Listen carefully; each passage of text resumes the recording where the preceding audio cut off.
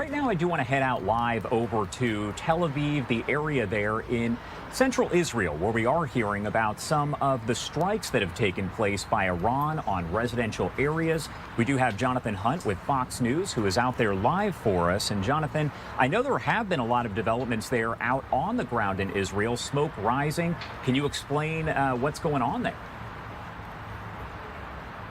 Yeah, so we've had a couple of alerts here in central Israel and in Tel Aviv itself this morning or over the last few hours. The first of them was pretty close to us here. We could hear the whistle of some of those cluster munitions as they drop, and those cluster munitions are particularly difficult for residents here because they are essentially a missile that is fired. They break up in the air above us. They release then something like 24 or even more bomblets, I guess is the best description for them, and those then rain down over a pretty wide neighborhood. In the first of those today, at least 4 people were injured, and then the second one happened off to the skyline to the left of us here. We saw a huge plume of smoke from that one, dark smoke. We thought at one point, given the amount of smoke that was coming up from that one, that it might have been an actual full missile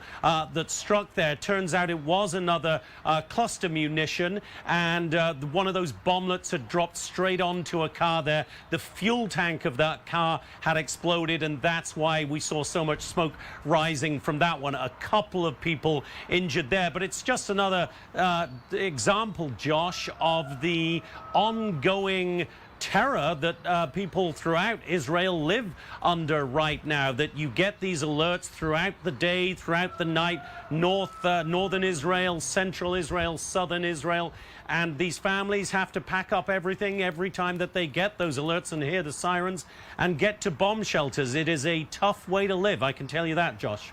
And Jonathan, I did want to ask you, because something that a lot of people don't realize is that there are bomb shelters that are located in homes, in businesses there, because that is kind of a way of life for folks. Yeah, absolutely. It is a way of life, has been a way of life for quite some time. You know, you look at southern Israel in particular, they for years had rocket attacks coming out of Gaza. Northern Israel has for years had rocket attacks coming from Hezbollah in Lebanon across the border there. So it is something Israelis are used to, but this is a different level, this war, because Iran has these ballistic missiles which can travel much further, do much more damage. So, yeah, you're absolutely right. Almost every building has a shelter of some sort, and on high-rise buildings, they've often got shelters on every floor of that building. For instance, the hotel that we stay at here in Tel Aviv has those shelters on every single floor of its structure. So it is just it is part of the way of life, and you hear tales of families who trying to get their kids, you know, some decent sleep at night rather than having to wake them up 3-4 times during the night and move to the shelter. They've decided to spend the night in the shelter. They have the alerts on their phones, their kids don't, and they just hope that through that they can give their kids a decent night's sleep, some sense of normalcy. But clearly nothing is normal in these times of war, Josh.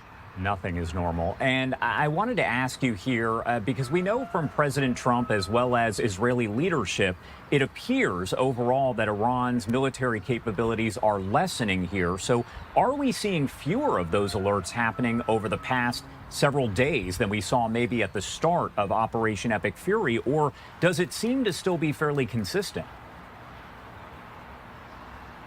Well, I think you would say that, yes, there were a lot more missiles coming over in the first few days of this war. Having said that, as the people here in Israel began to mark the Jewish holiday of Passover in the last few days, there was a huge barrage launched here in central Israel in particular, but also in the north and the south, and that was clearly meant to mark the start of a very important Jewish holiday. That was one of the biggest barrages they had seen since the first few days. So, and yes, if you take the Trump administration at their word, and it does seem to have some concrete evidence behind it.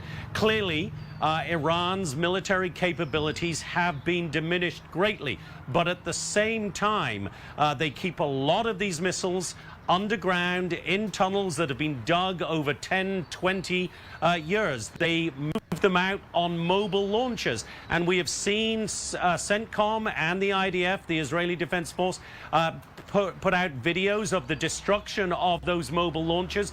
But what you're seeing there is one mobile launcher taken out, another mobile launcher taken out.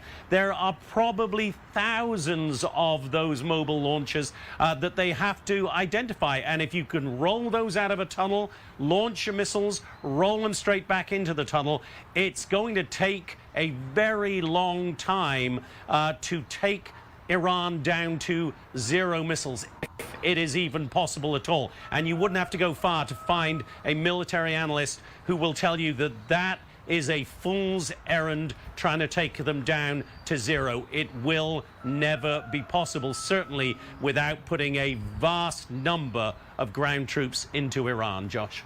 All right, Jonathan Hunt there at Fox News. Thank you so much for taking the time to join us. We definitely appreciate it as always.